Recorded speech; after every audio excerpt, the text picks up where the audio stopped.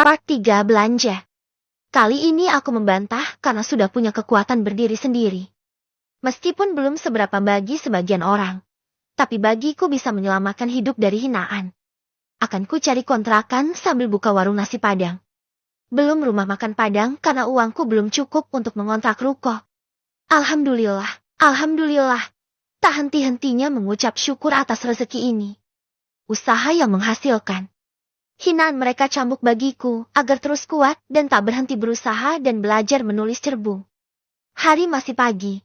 Jangan bercanda karena aku tak level bercanda denganmu, Rin. Mbak Inur sempat juga menyelipkan hinaan dari setiap kata-kata yang dilontarkan padaku. Atau jangan-jangan sakit sarafnya kumat dan ia benaran gila. Hahaha. Aku diam sambil tersenyum manis menatap mereka. Sepasang suami istri menghina dan itu masih kata-kata cacian dari kemarin. Terdiamku karena ingin melihat apa saja yang akan diucapkan lagi. Ekspresi tertawa cemoh mereka akan selalu kuingat. Jangan gitu dong, Mas. Kalau dia gila terus yang jagain anak kita siapa? Mbak Inur merangkul pundak suaminya. Ada apa sih? Pagi tertawa besar. Suara hujan aja kalah. Tiba-tiba ibu mertua keluar dari kamar. Senyumku mendadak hilang melihat raut mukanya. Ini, Bu, Rina sok enggak butuh uangku. Jawab Mbak Inur. Aku yakin akan ada kelanjutan menghina. Kali ini mereka bukan berdua saja. Hah? Menghayal punya duit banyak lagi dia. Ibu melirik sinis padaku. Hah? Ada yang kambuh? Tuh kan, kini Stella juga ikut-ikutan menghina. Iya, Stel. Kakak iparmu yang terkaya ini nolak ngurusin bayiku dengan imbalan 15.000. Maunya 20 juta kali. Hahaha. Mas Jaka belum berhenti. Tertawa keras seperti tadi hingga yang lain pun ikut tertawa. Sebaiknya aku pergi ke ATM. Ingin rasanya hari ini cari kontrakan. Atau lebih baik aku balik ke rumah ibu. Tapi hari hujan dan tak mungkin bawa Raka. Mau titip ke Mas Bayu harus alasan apa? Aku belum ingin berkata jujur dari mana dapat uang. Ingin membuktikan saja hingga mereka penasaran. Rin, bantu aku angkat sekarung cabe. Pinta Mas Bayu berteriak di luar pintu. Biasanya setiap pagi kami angkat sekarung cabe keluar warung. Karena warung tak terlalu luas, makanya barang-barang jualan ibu ditumpuk ke dalam saat warung mau ditutup. Esoknya buka warung. Sebagian barang jualan dikeluarkan lagi. Gak usah repot, Mas. Nanti kamu terjatuh lagi. Biar nanti kuangkat sendiri. Padahal aku tak ada niat mengangkatnya. Hanya ucapan sementara agar tak terjadi keributan karena aku membantah. Sabar dulu hingga waktunya. Hei, Bey. Istrimu nggak lagi sakit kan? Pagi-pagi berlagak seperti orang kaya. Menghayal sih boleh karena nggak bayar. Hanya menghayalnya nggak nyadar nasib. Apa sih, Mbak? Rina bukan seperti itu loh. Sanggah Mas Bayu ke Mbak Inur. Belain terus istri tak berguna. Sindir ibu. Seharusnya cari istri seperti aku ini, B. Pintar dandan. Enggak seperti istrimu yang tiap hari pakai daster lusuh. Lagian Inur juga tamat S1. Mas Bayu masuk. Rina, ada masalah apa lagi? Tanyanya bernada baik. Aku. Istrimu nolak uang 15.000 rupa jagain anakku. Mungkin ia lebih suka kamu jadi pengemis. B.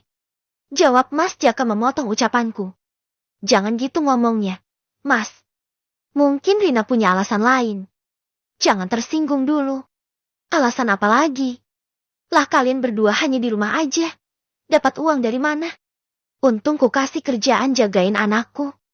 Udah kau milih lagi. Itu namanya tak tahu Dayan Tenegram. Stella berucap seolah ia seorang tuan putri di rumah ini. Apakah ia lupa kebaikan suamiku dulunya? Silahkan puaskan dulu menghina kami. Ku tampung hingga nanti ku muntahkan. Batinku. Tolong jaga omonganmu. Stella. Muka Mas Bayu merah seperti berusaha menahan amarah. Lagi. Keadaan membuatnya tak bisa berkutik. Keluarga macam apa mereka? Bukankah Mas Bayu anak kedua di rumah ini? Tapi jika ia anak tiri, mungkin aku bisa maklum. Tak adakah rasa kasihan ibunya? Satu anak tersisih karena miskin dan cacat. Wow, udah bisa ngomong banyak kamu, Mas. Aku mah bicara apa adanya. Lagian jika nggak mampu jangan berlagak. Itu aja, Kuk. Terus sadar diri tinggal di rumah ini. Sambung Stella berdiri berkacak pinggang. Sudah. Bayu tetap kakakmu. Stel. Biar cuma satu kaki tetap aja ada gunanya. Sekurang-kurangnya bantuin ibu bersihkan warung. Cuci motorku atau apalah. Lagian si Rina juga ada fungsinya. Ia bisa masak enak. Terus apa kamu mau nyuci baju sendiri? Ogah. Tanganku bisa kasar kalau nyuci. Secara garis besar, Mas Jaka memperjelas tugas kami seperti babu di rumah ini. Oke, sebelum aku pergi dari rumah ini, akan kuperlihatkan cara membantah menantu yang hanya tamat SMP dengan sebutan menantu Gil. Karena bersikap diam terus menyiksaku. Biar anakmu titip padaku. Mas. Ujar Mas Bayu ke Mas Jaka. Tidak bisa, Mas. Bantahku. Aku juga perlu keluar. Hari hujan dan aku titip Raka. Hah? Serempak mereka melongo menatapku. Hahaha. Sakit Gilnya belum sembuh. Hahaha. Mas Jaka tertawa besar. Iya. Pagi-pagi menghayal ada urusan penting seperti wanita karir aja. Hahaha. Mbak Inur pun tertawa menanggapi seakan tak percaya. Oh Tuhaan. Malangnya aku punya mantu yang rada emring. Hahaha. Hahaha. Udah ah. Aku malas dengar orang yang belum sembuh. Bagusan aku ke kampus. Lalu Stella berlalu. Rina. Ayo sini. Mas Bayu mengajakku ke kamar. Pasti mau membicarakan ini. Tuh, urus istrimu. Bey. Ucap Mas Jaka sambil mengambil mantel hujan di meja. Sudah, Mas. Ayo berangkat kerja. Nanti telat ngurusin Rina menghayal tingkat tinggi. Kata Mbak Inur sambil mengiringi suaminya ke pintu. Aku mengikuti langkah Mas Bayu ke kamar. Pagi ini perutku disuguhi sarapan hinaan keluarga suamiku. Masih ditahan dengan dada sesak. Ya, sebentar lagi akan diperlihatkan seperti apa menantu Gil ini. Tolonglah, Rin. Jangan bikin banyak masalah. Kondisiku seperti ini. Jika kita membantah, kita mau tinggal di mana? Mas Bayu mulai duduk di tepi ranjang. Mas, aku ingin pulang ke rumah orang tuaku. Lagian aku hanya berdua bersaudara. Aku yakin ibu bapak menyetujuinya. Tapi, Rin, kita dapat biaya makan dari mana? Kita sama-sama tahu keadaan orang tuamu. Semenjak Mas Bayu berhenti kerja, aku pun tak bisa mengirimkan uang ke orang tuaku. Hingga kini mereka menyambung hidup dari memungut botol-botol bekas atau kardus bekas di tong sampah dan jalanan. Sementara Yana adikku masih menunggu kelulusan SMA tahun ini. Bahkan ia juga kerja di laundry sepulang sekolah. Kami sudah biasa hidup kekurangan. Namun ibu bapak tak pernah mengajarkan berhenti berusaha. Kata bapak, lebih baik memulung sampah daripada mengemis. Pasti ada jalan asal kita usaha. Mungkin ku coba buka warung kecil-kecilan. Mas, biaya dari mana? Rin, aku tak punya uang sepersen pun. Mungkin nunggu Mas Jaka pulang kerja dan aku dapat upah 10.000 dari nyuci motornya. Seharusnya kamu gak nolak jagain anaknya. Toh kita dapat upah 15.000. Harus aku jujur pada suamiku jika aku punya uang. Tapi, Mas, aku bisa minta tolong jagain Raka. Aku diajak Yana hari ini kerja harian di laundry. Terpaksa berbohong. Aku akan jujur jika sudah berada di rumah orang tuaku lalu kami buka warung. Jika ngontrak mungkin mengeluarkan biaya banyak. Uang itu buat buka usaha nantinya. Aku tak boleh menghabiskan sebanyak itu karena kedepannya belum tahu. Alhamdulillah ada kerjaan. Coba nanti tanyakan jika aku juga bisa kerja di rumah bos Yana. Bilang aja aku juga bisa nyetrika baju meskipun kaki hanya satu. Biar nanti aku yang kerja dan kamu cukup ngurus Raka. Mas Bayu masih bersemangat bekerja dengan kondisinya kini. Aku tahu ia suami yang bertanggung jawab. Itulah kenapa aku tak sanggup minta cerai jika alasannya ia tak bisa bekerja cari uang. Iya, Mas. Oh ya, enggak usah jagain anak Mbak Inur. Tapi, Rin, aku enggak enak nolaknya kamu tahu sendiri. Sudahlah, Mas. Biar aku yang bilang. Aku capek Dina terus. Kita tinggal di rumah ibumu tapi seperti babu. Pokoknya siap-siap kita pulang ke rumah ibuku. Ku pertegas ucapan. Terserah kamu, Rin. Mungkin tinggal di rumah ibumu akan lebih dihargai. Tapi jika kamu izinkan, biarlah aku berdiri di lampu merah karena hanya itu yang bisa kulakukan saat ini. Tidak, Mas. Kita masih bisa berusaha. Jika aku mau sudah dari dulu kubiarkan kamu mengemis. Tapi aku yakin masih ada jalan. Segera ku ganti baju yang lebih baik. Ponsel dimasukkan ke kantong kresek kecil. Baru menyimpannya di saku celana kulot yang kupakai. Agar tak basah karena hujan. Loh, kamu mau kemana, Rin? Terus yang jagain anakku siapa? Tiba-tiba Mbak Inur mendapatiku sedang mengambil payung di dapur. Jaga sendirilah, kan sudah kubilang aku juga ada keperluan. Jawabku berlalu dari dapur. Loh, urusanku lebih penting. Lagian kamu kupah jagain anakku kok. Ia sudah dandan dan siap-siap mau pergi. Sepatu hak tingginya saja sudah dipakai. Heran deh, mau ke rumah teman tapi dandanan seperti pergi kondangan. Atau karena aku tak biasa dandan seperti itu jika ia terlihat menor di mataku. Hei mantu terkaya, mau kemana? Kumte lagi esrafmu? Ibu mertua melototiku. Nenek lampirku juga ikutan bertanya. Memperlama langkahku saja. Aku tak peduli. Pertanyaan mereka kuabaikan. Kubuka payung lalu menerobos hujan meninggalkan rumah. Rina, aku juga sudah ada janjian. Rina, Rina. Teriakan Mbak Inur masih terdengar. Kupalingkan ke belakang. Ia dan ibu mertua berdiri di tetas melihatku pergi. Segera ku tarik uang via ATM. Seadanya saja. Untuk beli cemilan, nasi bungkus padang dan jus 2 gelas. Tak lupa belanja baju serta tas baru. Kali ini juga ku beli 2 buah cincin. Tentu emas 24 karat dong. 2 cincin itu melingkar cantik di jari manis dan jari tengah tangan kananku. Oke, waktunya pulang. Gumamku sambil menyetop taksi. Hujan sudah reda. Matahari menampakkan diri. Sambil perjalanan pulang, ku sempatkan mengetik 1 atau 2 paragraf cerbung. Setelah menerima uang dari hasil menulis, semangatku makin bertambah. Alhamdulillah, tak hentinya mengucap syukur. Akhirnya taksi yang kutumpangi berhenti di depan rumah, tepatnya depan warung ibu mertua. Hari sudah siang dan warung pun terlihat sepi. Hanya ibu mertua yang duduk di warung sambil melihat ke arah taksi. Lalu mulai aku keluar. Prak! Ku tutup pintu mobil, lalu taksi meninggalkanku. Kakiku melangkah ingin masuk rumah sambil menenteng kantong belanjaan. Terlihat ibu mertua mangap. Tentu ia terkejut melihatku pulang naik taksi. Aku sih cuek saja seolah tak melihatnya di dalam warung. Aku pun masuk ke rumah. Terlihat dari kaca jendela, ibu juga melangkah mendekat. Assalamualaikum, Mas. Mas Bayu. Hei Rina, kamu nggak punya kuping apa? Gara-gara kamu aku batal pergi. Dan Mbak Inur tidak melanjutkan kata-katanya. Matanya terfokus melihat kantong belanjaan yang sengaja kuletakkan di meja tamu. Kok kamu belanja banyak? Tanya ibu tiba-tiba sudah berdiri di belakangku. Kubalikan badan.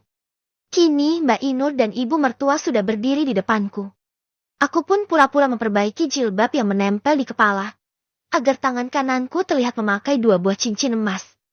Itu cincin emas benaran? Tanya ibu tergagap, menunjuk jariku. Mata mereka membulat sempurna. Bersambung. Hinaan dari keluarga suami. Part 4 sedikit perlawanan. Itu cincin emas benaran? Tanya ibu mertua. Matanya membulat sempurna menunjuk jariku. Begitupun Mbak Inur agak sedikit mangap. Makanya, jangan remehkan aku yang hanya tamat SMP, batinku. Pura-pura tak dengar. Rina, ibu nanya kok malah diam. Itu cincin dari mana dapatnya? Mbak Inur kesal karena kuabaikan. Apa? Apa-apa-apa? Ini kamu dapat uang dari mana belanja? Sini lihat cincin itu. Ibu ingin menggapai jariku. Ih, apaan sih? Kujauhkan tanganku dari ibu. Sini lihat. Ibu masih kukuh agar aku memberikan cincin ini. Oh, tidak bisa. Emangnya apa urusanmu? Kenapa ibu memaksaku agar memberikan cincin ini? Toh bukan punya ibu kan? Apa? Kamu sudah bisa melawan sekarang. Bahuku kananku sedikit didorong. Ih, bisa nggak tangannya dijauhkan dari aku? Alisku bertaut menatapnya. Tentu aku tak bisa diam seperti biasa. Hah? Bisa melawan ia sekarang? Bu. Si tukang kompor juga ikut memanasi ibu. Silahkan saja. Ya. Dan kamu apa urusannya dengan hidupku? Urus urusanmu sendiri. Aku mau punya emas asli atau palsu. Lagian gak pakai duit kamu. Kok? Suaraku lantang sambil menunjuk Mbak Inur. Rasa sakit hati karena hinaan mereka selalu membayangiku setiap hari. Dan tertahan. Udah pulang, Rin. Tiba-tiba Mas Bayu muncul dari pintu kamar. Iya, Mas. Ini kubawakan nasi bungkus. Aku yakin kamu belum sarapan apalagi makan siang. Jawabku sambil mengambil kantong belanjaan di meja, lalu melangkah mendekati Mas Bayu. Kok belanja banyak? Dapat uang banyak?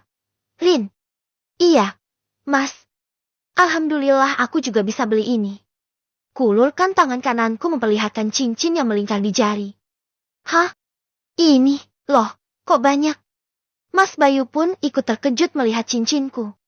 Bukan itu aja, Mas. 2 hari lagi aku akan beli kalung. Jawabku disengaja agar ibu mertua dan Mbak Inur dengar. Loh, kok? Sudahlah, Mas. Nanti ku jelaskan dari mana dapat uang. Oh ya, Raka mana? Tapi, Rin, Mas, jangan banyak mikir. Aku juga beli baju baru buat Raka. Baju untukmu juga, Mas. Lalu aku berlalu masuk kamar. Akan tetapi Mas Bayu tak mengikutiku. Ia terpaku seperti syak. B, coba tanya dari mana istrimu dapat uang sebanyak itu. Baru juga setengah hari keluar rumah. Terdengar suara ibu bertanya ke suamiku. Tidak kulihat ekspresi mereka karena pintu kamar tertutup tirai. Iya, tapi aku nggak yakin itu emas asli. Sanggah Mbak Inur. Tapi uang belanjaannya dari mana, Nur? Atau jangan-jangan pesugihan? Astagfirullahaladzim, Mbak. Rina bukan seperti itu. Belah Mas Bayu. Itulah contoh manusia berburuk sangka. Ya mana tahu aja. Toh apa yang bisa diperbuat wanita tak berpendidikan dan juga nggak kerja. Aneh, kan? Heran. Deh. Mbak sama ibu tak pernah berpikir baik pada istriku. Yang penting Rina tidak meminta. Kenapa kamu bilang gitu, Mbak? Kamu tersinggung. Entar ku bilang Mas Jaka enggak usah pakai jasamu buat cuci motor. Cari kerja sana. Oh. Mengancam dia. Ih, si Inur keterlaluan. Ia mengancam suamiku tapi ibu mertua hanya diam saja. Sebenarnya anak kandungnya Mas Bayu atau si Inur? Sih. Aku ingin keluar kamar. Untung Raka tertidur, jadi tak masalahku tinggal. Akan tetapi, loh, kok betis anakku membiru? Ku pegang betis Raka. Ini seperti bekas cubitan atau kekerasan. Apa mungkin terjatuh seperti ini? Baru setengah hariku tinggal, tapi Mas Bayu lalai menjaga putra kami. Tapi biasanya ia juga menjaga Raka saat cucianku banyak. Hanya saja tak pernah seperti ini. Aku keluar dari kamar. Mas, betis Raka kok membiru? Aku tak sabaran ingin tahu. Itu karena ku cubit. Lah salah sendiri kenapa kamu pergi hingga acaraku batal. Karena anakmu terus nangis bikin aku pusing, dan lagian aku juga sedang kesal. Tanpa rasa bersalah ataupun kasihan, si Inur berucap seolah ia bukan seorang ibu. Ku tarik nafas panjang untuk mengumpulkan tenaga. Mas Bayu, jangan pernah mencuci motor suaminya lagi. Dan aku pun menolak mengurus bayinya. Jika keberatan dan ibu marah, tak masalah. Hari ini juga kita akan keluar dari rumah ini. Kupertegas ucapanku agar mereka tahu siapa aku. Apa? Kalian mau meninggalkan rumah ini? Hahaha, tuh mimpi lagi, Bu. Iya, Bu, biar tak ada beban bagi kalian yang menganggap kami ini hanya numpang makan. Jawabku. Ada apa sih? Lama amat. Tiba-tiba Stella baru datang. Seperti Tuan Putri saja. Kerjanya hanya kuliah dan dandan. Ini, kakak ipar terkayamu lagi banyak duit. Belanja dan beli emas, Stel. Jawab Mbak Inur seperti mencari pembelasan agar aku tambah tersudutkan. Hah? Masak iya sih, Mbak? Stella melihatku. Tentu ia tak pernah melihat baik semenjak Mas Bayu di PHK. Tuh lihat. Ia punya cincin. Stel. Tukas ibu masih menatap jariku. Lalu mata Stella terfokus ke jariku. Tak lama kemudian. Hahaha, jadi itu masalahnya. Ia tertawa besar. Ih, ibu menepuk lengannya. Seketika Stella terdiam seperti menahan tawa. Aduh, sakit, Bu. Lagian kenapa percaya dia? Kita tahu siapa dia. Orang tuanya cuma ngulung sampah. Sedangkan adiknya sekolah sambil jeti babu di laundry. Terus apa hebatnya? Bodoh dipelihara? Sih. Lagi. Ia menghinaku dan bahkan keluargaku pun ikut terbawa. Stella. Ngomong dijaga. Kamu itu seorang gadis. Kau tegur Mas Bayu ke adiknya. Terus kalau aku masih gadis kenapa? Nggak dapat jodoh gitu. Mas. Lihat aku cantik dan berpendidikan. Justru adik iparmu yang susah dapat jodoh. Kerja di laundry dan belum tentu tamat SMA. Dengan bangganya Stella berucap dan secara langsung membandingkan dirinya dengan Yana. Stella. Mas Bayu menghardiknya. Sudah, Mas. Nggak usah diladenin. Toh mereka akan menghina kita juga. Aku heran sebenarnya kamu anak kandung atau anak tiri sih. Ibu dan saudaramu seperti majikan bagimu. Memerintah tanpa rasa kasihan apalagi hormat. Kita akan balik ke rumah ibuku. Di sana aku yakin kamu diperlakukan baik daripada di keluargamu sendiri. Kamu menghasut Bayu untuk memusuhiku. Ibu mertua meradang. Ini kenyataan. Di saat Mas Bayu kerja, kalian sangat baik. Tapi setelah ia tak mampu bekerja karena musibah justru kamu ibu kandungnya menghina bahkan tak segan bicara tentang mengemis di lampu merah. Tenang saja, aku akan bawa suamiku dari kehidupan kalian. Hari ini kami akan pergi. Aku yakin cuma gertakan. Itu hanya cincin emas palsu. Aku nggak yakin kamu punya uang banyak. Jangan mimpi kami menghargai dan mempercayai wanita gil sepertimu. Plak!